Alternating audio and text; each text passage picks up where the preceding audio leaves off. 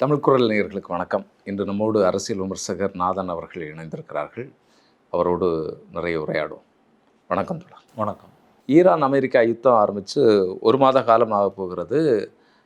நினைச்ச அளவில் இல்லை, இதனுடைய தாக்கம் மிகப்பெரிய அளவில் இருக்கிறது. ஈரான்லேயும் சரி, இஸ்ரேல்லையும் சரி, இன்னும் வளைகுடா நாடுகளில் இருக்கக்கூடிய மக்களுடைய நிலை இன்றைக்கி என்னவாக இருக்கிறது? குறிப்பாக இந்தியாவிலேருந்து லட்சக்கணக்கான மக்கள் வளைகுடா நாடுகளில் வேலை பார்த்து கொண்டிருக்கிறார்கள். அவர்களுடைய நிலை என்ன? இங்கே அவர்களை நம்பி இருக்கக்கூடிய குடும்பங்களுடைய கதி என்னாகும் அப்படிங்கிற ஒரு பதைபதைப்பு இப்போ உருவாகி இருக்கிறது. அது மட்டும் இல்லை, இங்கே இன்றைக்கு அத்தியாவசியமாக இருக்கக்கூடிய கேஸு, உரம் உட்பட பல்வேறு விஷயங்கள்லைக்கும் நிறைய நெருக்கடிகள் ஏற்பட்டிருக்கு. எப்படி போகும் இது? இந்த யுத்தத்திற்கு ஒரு முற்றுப்புள்ளி இல்லையா? இன்னைக்கு இருக்கக்கூடிய சூழ்நிலைகள் எப்படியாக இருக்கிறது? இப்போ ஈரானே எடுத்துக்கிட்டிங்கன்னு சொன்னால், ஈரானுக்குள்ளேயே கிட்டத்தட்ட 32 லட்சம் மக்கள் இடம் மாறியிருக்காங்க. உள்நாட்டிலே அகதிகளாக வேறு இடத்துக்கு போயிருக்காங்க. இந்த யுத்தத்தின் மூலமாக யுத்தத்துக்கு பிறகு தான் அமெரிக்கா இஸ்ரேல் அடிக்க ஆரம்பித்த பிறகு, குறிப்பாக தெஹ்ரான் அந்த மாதிரி சில நகர்ப்புறங்களை சேர்ந்த மக்கள்லாம் பொட்டி பொடுக்கையோட காலி பண்ணிட்டு வேற இடங்களுக்கு போயிருக்காங்க. இது ஒன்று. துருக்கி எந்த மாதிரியான நாடுகளுக்கு போகிறாங்களா? பக்கத்தில் இருக்கக்கூடிய நாடு இல்லை, உள்நாட்டிலேயே. ஈரான்லேயே எங்கே அமெரிக்கா இஸ்ரேல் தாக்கலையோ அந்த இடங்களை நோக்கி அவங்க போகிறாங்க. அப்போ போனாங்க அப்படின்னு சொன்னால் புதிய இடத்துல அவங்க தங்குறது, சாப்பாடு எல்லாமே பிரச்சனை. ஒரு பெருந்திரளான மைக்ரேஷன் ஈரானுக்குள்ளேயே இப்போ நடந்துக்கிட்டு. ஏன்னா ஈரான் எல்லா இடத்துலையும் இஸ்ரேலும் சரி அமெரிக்காவும் குண்டு போடுது. குண்டு போட்டு அப்படி அவங்க மக்கள் ஒரு புரட்சி பண்ணணும் அப்படின்னு போடுது. ஈரானுடைய மக்கள் தொகை ஒரு 9 கோடிக்குள்ளே வரலாம். இதில் இப்போ 32. இந்த எண்ணிக்கை இன்னும் அதிகரிக்கும். போர் செல்ல அதிகரிக்கும். அடுத்தது இந்த புலம்பெயர்ந்த மக்களுக்கு தேவையான வசதிகளை செய்யக்கூடிய நிலைமையில் ஈரான் அரசும் இல்லை. பல விதங்களில் அவங்களுடைய செயல்பாடு முடங்கி இருக்கு. ஓரளவு செய்வாங்க. அடுத்தது நீங்கள் மின்சார தட்டுப்பாடு இருக்கும். அப்புறம் உணவுப் பொருள் விலைவாசி உயர்வு இருக்கும்.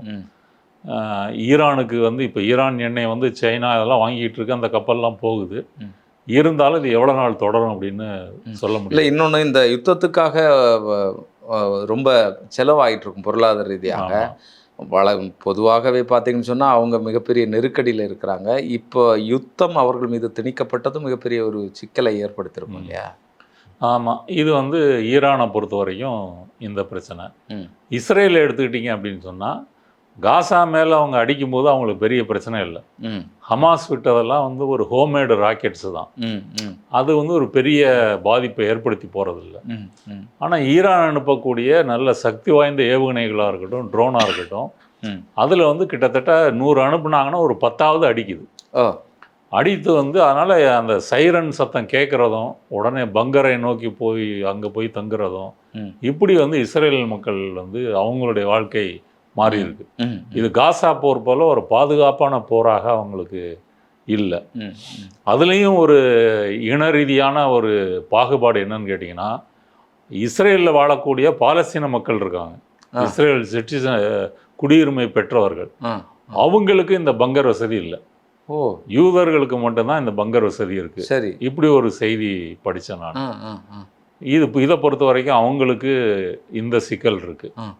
அடுத்தபடியாக வளைகுடாவில் எடுத்துக்கிட்டிங்கன்னா, வளைகுடாவில் ஒரு பாதிக்கு பாதி ஆசிய நாடுகள்லேருந்து போன தொழிலாளிகள், கிட்டத்தட்ட ஒரு 3 கோடி பேர். இந்தியா, பாகிஸ்தான், நேபாள், பங்களாதேஷ், இலங்கை, அப்புறம் மற்ற ஆசிய நாடுகள், இங்கேருந்து உடல் உழைப்பு வேலைகளுக்காக போன மக்கள் கிட்டத்தட்ட 3 கோடி பேர் இருக்கிறாங்க. இதில் இந்தியர்கள் மட்டும் 1 கோடி, 90 லட்சத்துலேருந்து 1 கோடி பேர் இந்தியர்கள் மட்டும் இருக்கிறாங்க. இதற்கு அடுத்தது பாகிஸ்தான், பங்களாதேஷ், அவங்களுடைய எண்ணிக்கையும் அதிகம். இவங்க ஏன் அங்கே போகிறாங்கன்னா, உள்நாட்டில் நமக்கு இங்கே வேலையோ சம்பளமோ இல்லை. அங்கே போனால் ஒரு குறைந்தபட்ச சம்பளமாவது நமக்கு கிடைக்கும். அதை வைத்து கொண்டு நம்ம உள்நாட்டில் நம்முடைய குடும்பத்தை பராமரிக்கலாம் அப்படின்ட்டு போகிறாங்க. அதில் சில கதைகள்லாம் அல்ஜசீராவில் வந்திருக்குது. எப்படி இந்த மைக்ரண்ட் லேபரர்ஸுடைய வாழ்க்கை இதில் பாதிக்கப்பட்டிருக்குது அப்படின்னு சொல்லி. அதில் ஒடிசாலேருந்து ஒரு சின்ன பையன், ஒரு 23 வயசு, ஒரு பிளம்பர் வேலைக்கு போகிறாரு. அவர் வந்து அமீரகம் தான் நினைக்கிறேன், அமீரகம் இல்லை, டோஹா, கத்தார். அவர் அங்கேருந்து தன்னுடைய வீட்டுக்கு வந்து 15,000 ரூபா மாதம் அனுப்புகிறார். இவ்வளோதான் அவர். அவ்வளோதான். ஆமாம், 15,000 ரூபா மாதம் அனுப்புகிறாரு. இங்கே அவங்களுடைய அப்பா வந்து அவருடைய மகள் கல்யாணத்துக்காக ஒரு 3 லட்சம் கடன் வாங்கியிருக்காரு. இந்த பணத்தை வச்சு அந்த கடனெல்லாம் அடைச்சிக்கிட்டு ஏதோ அந்த குடும்பம் வாழ்ந்துகிட்டு இருக்கு. இப்போ இடையில வந்து கத்தாரை நோக்கி வந்த ஒரு ட்ரோனை வந்து அவங்களுடைய ஏர் டிஃபென்ஸ் சிஸ்டம் வந்து வழிமறுத்தி தாக்கியதில் இவர் குடியிருந்த இடத்துக்கு பக்கத்தில் டமால்னு விழுந்து சத்தம் கேட்குது. அந்த சத்தத்தில் இவர் நிலை குலைஞ்சு ஹார்ட் அட்டாக் வந்து இறந்து போயிடுறாரு. இப்போ இறந்து போய் இப்போ சில நாட்களுக்கு பிறகு அவருடைய உடல் வந்து பெட்டியில் இறங்குது, ஒடிசாவில் வந்து இறங்குது. இப்போ உங்கள் அப்பாவும் அம்மாலாம் சொல்கிறாங்க, எங்கள் குடும்பத்துக்கு வாழ்வாதாரமே எங்கள் பையன்தான், இப்போ அவன் போன பிறகு நாங்கள் என்ன செய்ய போகிறோம் அப்படின்னு. இப்படி தான் வந்து வளைகுடாவில் இருக்கக்கூடிய இந்திய உழைக்கும் மக்களுடைய வாழ்க்கை என்பது இருக்குது. இறந்து போயிட்டாங்கன்றது ஒரு சின்ன நம்பர் தான். ஆனால் வேலை இல்லாமல், சாப்பாடு இல்லாமல், எந்த பராமரிப்பும் இல்லாமல் அங்கே வந்து இன்றைக்கி 1 கோடி பேர் இருக்கிறாங்க. ஏன்னா எல்லாமே முடங்கி போச்சு. அங்கே முடங்கி போனதுனால ஒரு காம்பன்சேஷன் வந்து அந்த அரசாங்கம் கொடுக்குதா அப்படின்னா அப்படிலாம் கொடுக்க வாய்ப்பு இல்லை.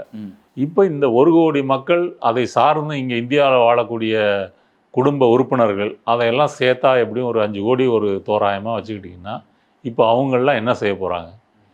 அப்போ இந்திய அரசு வந்து இப்போ பாகிஸ்தான் வந்து டிப்ளமேட்டிக்காக இந்த போரை முடிக்கிறதுக்காக மத்தியஸ்தம் பண்ணுற வேலைகளை தீவிரமாக செய்யுதுன்னு சொன்னால் இந்திய அரசும் அதை செஞ்சுருக்கணும்.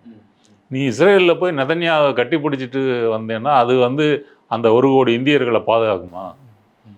அப்போ அந்த 1 கோடி இந்தியர்களை நம்ம வந்து திரும்ப பாதுகாப்பு அவங்க வேலைக்கு போனால் தான் நமக்கு வந்து, அதாவது இப்போ இந்தியர்கள் அங்கேருந்து அனுப்புகிற பணம் வந்து வருஷத்துக்கு $50 பில்லியன். அதான் எவ்வளோ பெரிய அமௌண்ட்டுன்னு பார்த்துக்குங்க. அப்போ அந்நிய செலவாணியில் $50 பில்லியன் அளிக்கக்கூடிய அந்த வளைகுடா தொழிலாளிகளை எப்படியாவது காப்பாற்றணும் அப்படின்ற ஒரு அக்கறையோ ஒரு கரிசனமோ வந்து இந்திய அரசுக்கு இல்லை. அதே போல் நீங்கள் இலங்கையாக இருக்கட்டும், பங்களாதேஷாக இருக்கட்டும், நேபாளமாக இருக்கட்டும், பாகிஸ்தானு, இங்கேயும் வந்து ப்ளூ காலர் வேலைக்கு போன தொழிலாளிகள் தான் அதிகம். அவங்களுக்கும் இதே நிலைமை தான். இப்போ இந்த போரில் வந்து ஒரு ஆபத்தான நிலைமையில் இருக்கிறவங்களும் அவங்க தான். நீங்கள் யாரெல்லாம் இறந்து போயிருக்காங்கன்னு பார்த்தீங்கன்னா ஃபாரின் நேஷனல்ஸ் தான் அதிகம் பேர் இறந்து போயிருக்காங்க. வளைகுடா நாடுகளில் இந்த ஈரான் அனுப்பிய ட்ரோன் ஏவுகணை தாக்குதல் அவங்க தான் இறந்து போயிருக்காங்க. ஏன்னா அவங்க தான் அந்த தொழிற்சாலைகளில் வேலை பார்க்குறாங்க. கேஸ் ஃபீல்டாக இருந்தாலும் சரி, ரிஃபைனரியாக இருந்தாலும் சரி, அல்லது துறைமுகமாக எது எடுத்துக்கிட்டாலும் அவங்க தான் வேலை செய்கிறாங்க. அப்போ அங்கே வந்து குண்டு வெடிக்குதுன்னு சொன்னால் இயற்கையாக அவங்க தானே சாவாங்க. இப்போ இறந்தவங்களுக்கு அந்த அரசுகள் ஏதாவது நிவாரணம் கொடுத்துருக்குதா அப்படின்லாம் நமக்கு தெரியலை. ஏதோ கொஞ்சம் கொடுப்பாங்கன்னு வைங்க. இப்படி ஒரு ரிஸ்கான ஒரு வேலையில் தான் அந்த மக்கள் வாழ்ந்துகிட்டு இருக்காங்க. அங்கே வளைகுடாவில் இருக்கக்கூடிய நேஷ்னல்ஸ் குடிமக்கள் இருக்காங்க இல்லையா, அந்த நாட்டை சேர்ந்த குடிமக்கள், அவங்களாம் இது வரைக்கும் யாரும் சாகலை, அவங்க சேஃபாக இருக்கிறாங்க. இது வளைகுடாவை பொறுத்த வரைக்கும். அடுத்தது, இந்த வளைகுடாவை தாண்டி நீங்கள் மற்ற நாடுகளுக்கு இது போனீங்க அப்படின்னு சொன்னீங்கன்னா, பல நாடுகள் வந்து கிட்டத்தட்ட ஒரு கொரோனா பொது முடக்கத்தில் என்னெல்லாம் நடந்துச்சோ அதை நோக்கிய ஒரு திசையை நோக்கி போயிட்டுருக்காங்க அப்படின்னு சொல்லலாம். நீங்கள் சொல்கிறது அந்த பகுதி நாடுகளில், உலக அளவில் இந்த எண்ணெய்களை பயன்படுத்தக்கூடிய நாடுகளை சொல்கிறீங்களா? ஆமாம். அப்போ ஆசிய நாடுகள்னு எடுத்துக்கிட்டிங்கன்னா, நீங்கள் ஜப்பானில் ஆரம்பித்து இந்த பக்கம் ஆப்கானிஸ்தான் வரைக்கும் வந்து இந்த கச்சா எண்ணெய் எரிவாயை நம்பி தான் எல்லா ஆசிய நாடுகளும் இருக்குது. வளைகுடாவினுடைய இப்போ ஜப்பான், சைனா போன்ற இந்த வசதியான நாடுகளில் இப்போ ஜப்பானை பொறுத்த வரைக்கும் 250 நாட்களுக்கு ரிசர்வ் இருக்குது. க்ரூட் ஆயில் என்பது வந்து அவ்வளவு நாள் வச்சுருக்காங்க. அதனால் அவங்களெலாம் தாக்கு பிடிச்சி நிற்க முடியும். இப்போ இந்தியாவிலலாம் அப்படி ஒரு ரிசர்வ் வசதியே கிடையாது. இல்லை, 2 மாதத்துக்கு என்ன வச்சுருக்கோம், அதுவே அதிகபட்சம். இந்த கேஸ் எல்லாம் வந்து சில நாட்கள் தான். இப்போ வட இந்தியாவில் பல மக்கள் வந்து சிலிண்டர் வந்து எடுத்துகிட்டு போய் கேஸ் ஏஜென்சிகளை முற்றுகையிடுகின்ற வீடியோக்கள்லாம் இப்போ வர ஆரம்பிச்சிருக்கு. அங்கே பிரச்சனை ஏற்கனவே ஸ்டார்ட் ஆயிடுச்சு. அதுலேயும் வந்து இப்போ மோடி அரசு கொண்டு வந்த இந்த சிலிண்டர் கொடுக்குற திட்டம் இருக்கு இல்லையா, அந்த மக்கள்லாம் ஒரு சிலிண்டர் தான் வச்சுருக்குறாங்க.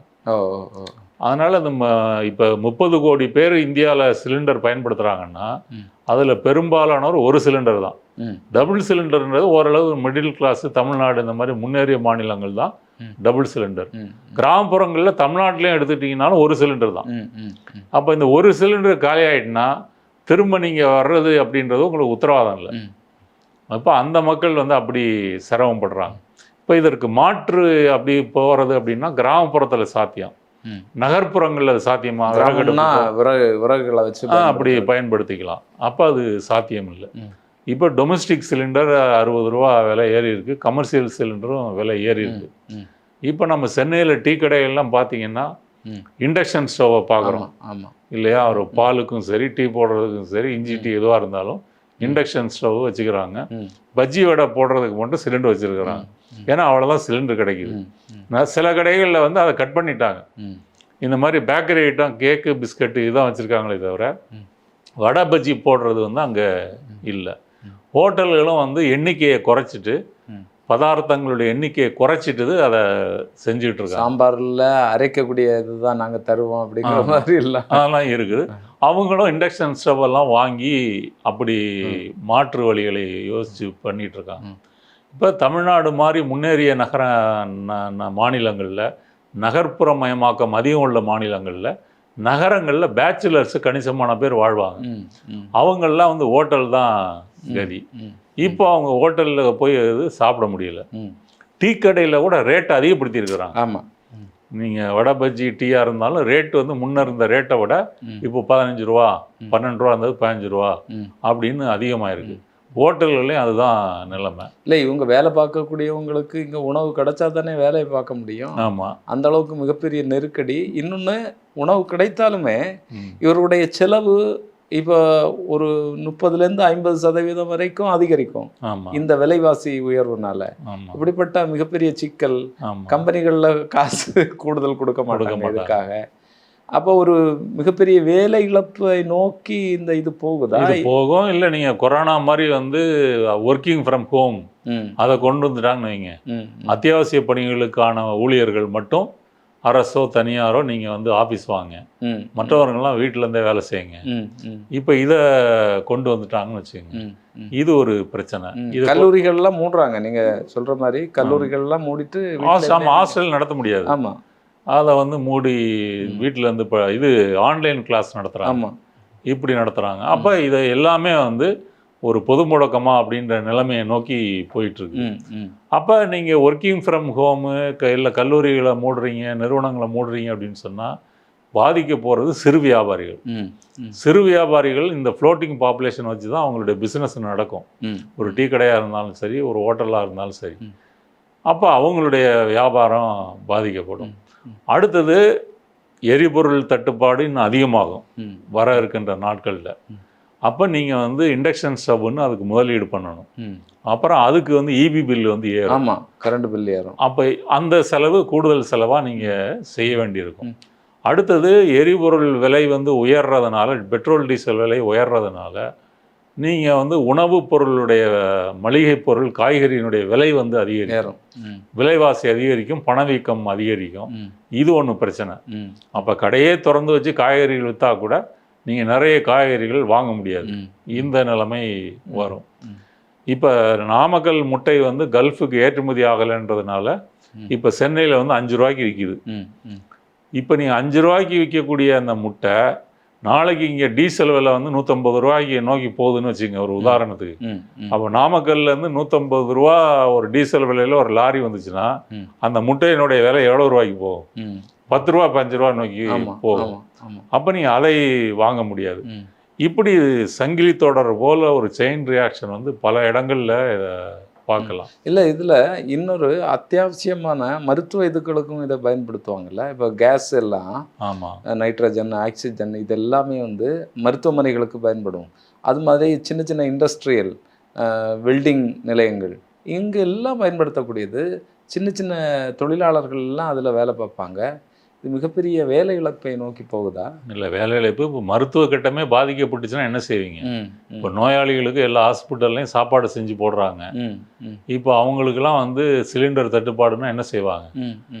இப்போ கொரோனா பொது முடக்கத்தின் போது நமக்கு வந்து வேக்சினேஷன் கண்டுபிடிக்காத போது பிரச்சனை.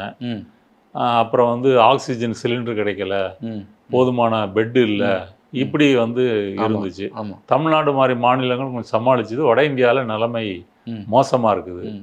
அப்போ இதெல்லாம் வந்து நடப்பதற்கு நிறைய அதனால் முதலே சொன்ன மாதிரி இந்த போரினுடைய சுமையை வந்து ஏழை மக்கள் தான் சுமக்க போகிறாங்க. இந்த ஆசிய நாடுகளில் இருக்கக்கூடிய மக்கள் தான் சுமக்க போகிறாங்க. இப்போ இலங்கையில் வந்து 25% பெட்ரோல் டீசல் விலையை வந்து ஏற்றிட்டாங்க. அப்புறம் வந்து ரேஷனில் தான் கொடுக்குறாங்க. ஒருத்தருக்கு வந்து நீ ஒன் டைம் வாங்கினீங்கன்னா இவ்வளவுதான் அளவுன்னு சொல்லி கொடுக்குறாங்க. சரி. இது வந்து இலங்கையை பொறுத்த வரைக்கும். அப்புறம் வியட்நாம், தாய்லாந்து எல்லாமே பல நாடுகள் வந்து ஒர்க்கிங் ஃப்ரம் ஹோம் கொண்டு வந்துட்டாங்க. மாற்று நாட்களில் தான் கார் ஓட்ட முடியும். வாரத்துக்கு 3 நாள் கார் வீட்டில் நிற்கும், 3 நாள் ஓட்டலாம். சரி, இப்படி கொண்டு வந்துட்டாங்க. இது நாட்கள் செல்ல நீ வாரத்துக்கு 1 நாள் தான் கார் ஓட்ட முடியும் அப்படின்ற நிலைமை வந்தாலும் வரும். இப்போ இந்த நாடுகள்லாம் இதை வந்து தாக்கு பிடிக்க முடியாது.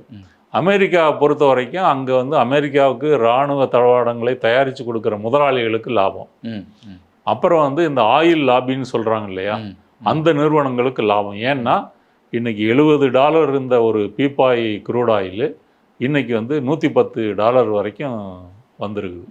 இது 120, 130 அப்படின்னு போச்சுன்னு வச்சுங்க, இது அவங்களுக்கு லாபம். நம்மை போன்ற ஏழை நாடுகளுக்கு இதனால பெரிய நட்டம். அப்போ நீங்கள் கண்டிப்பாக நீங்கள் மோடி அரசு வந்து விலையை ஏற்றி தான் ஆகும். அதை வந்து குறைக்க மாட்டாங்க. அதனால் முன்ன வந்து மாஸ்கோவில் வந்து மழை பெஞ்சா மதுரையில் குடை பிடிக்கிறா அப்படின்னு சொல்லி கம்யூனிஸ்டுகளை வேடிக்கையாக கிண்டல் பண்ணுவாங்க. இப்போ அது உண்மையிலே நடக்குது. ஈரானில் இஸ்ரேல் அமெரிக்காவும் குண்டு போடுது. ஈரான் வந்து வளைகுடாவில் இருக்கக்கூடிய அமெரிக்க தளங்களை தாக்குது. இந்த பிரச்சனை வந்து நம்ம வீட்டு சமையலறையில் வரைக்கும் நீங்கள் வைக்கிற ஒரு சாம்பார் வரைக்கும் வந்து அது வந்துருச்சு. அதனால் இந்த பிரச்சனைகளை வந்து புரிஞ்சுக்கணும். இப்போ ஈரான் வீடியோக்களை வந்து மக்கள் வந்து எதற்காக அதிகம் பேர் பார்க்குறாங்க எல்லா யூடியூப் சேனல்னா, அது ஒரு அமெரிக்க எதிர்ப்பு, ஈரான் ஜெயிக்கணும். இதை தாண்டி ஒவ்வொரு மாநிலத்திலையும் இப்போ தமிழ்நாட்டிலே கணிசமான பேர் வந்து கல்ஃபில் வேலை பார்க்குறாங்க. அவங்களுடைய சொந்தக்காரங்களாம் இங்கே இருக்கிறாங்க. அப்போ இந்த போர் என்னைக்கு முடியும், மீண்டும் எப்போ வேலைக்கு போவாங்க, மீண்டும் எப்படி நமக்கு பணம் அனுப்புவாங்க, இந்த கவலைகளும் சேர்ந்து தான் இந்த வீடியோக்கள் அதிகம் பார்க்கப்படுவதற்கு ஒரு காரணம். அப்போ அதையும் நம்ம வந்து கணக்கில் எடுத்துக்கணும். அதனால் நம்ம சாம்பார் வரைக்கும் இந்த ஈரான் மீது அமெரிக்கா நடத்துகின்ற போர் வந்து காரணமாக இருக்குதுன்னு சொன்னால் அதை புரிஞ்சுக்கிறது, இந்த போரை தடுப்பதற்கு நம்ம வந்து அரசாங்கத்துக்கு ப்ரெஷர் போடுறது, அமெரிக்காவை எதிர்த்து வந்து ஒரு போராட்டம் நடந்துச்சுன்னா அதில் கலந்துக்கிறது, இந்த மாதிரியான கடமைகளை நம்ம சேர்த்து வந்து செய்யணும். இப்படிலாம் மக்கள் வந்து யோசிக்கணும். இப்போ இது எல்லாமே நம்ம நடக்க போகிறது எல்லாமே ஒரு செயற்கையான ஒரு தட்டுப்பாடு, செயற்கையான ஒரு விலை உயர்வு. அப்போ இதை கொண்டு வந்தது முக்கியமாக அமெரிக்காவும் இஸ்ரேல் தான். இப்படி உலக மக்கள் வாழ்க்கையை அவங்க வந்து தீர்மானிக்கிறது, அவங்கள கஷ்டப்படுத்துறதுக்கு அமெரிக்காவுக்கோ இஸ்ரேலுக்கோ ரைட்டு கிடையாது. அவனுக்கு வந்து அந்த உரிமை கிடையாது. அந்த உரிமையை வந்து யார் கொடுத்தாங்க?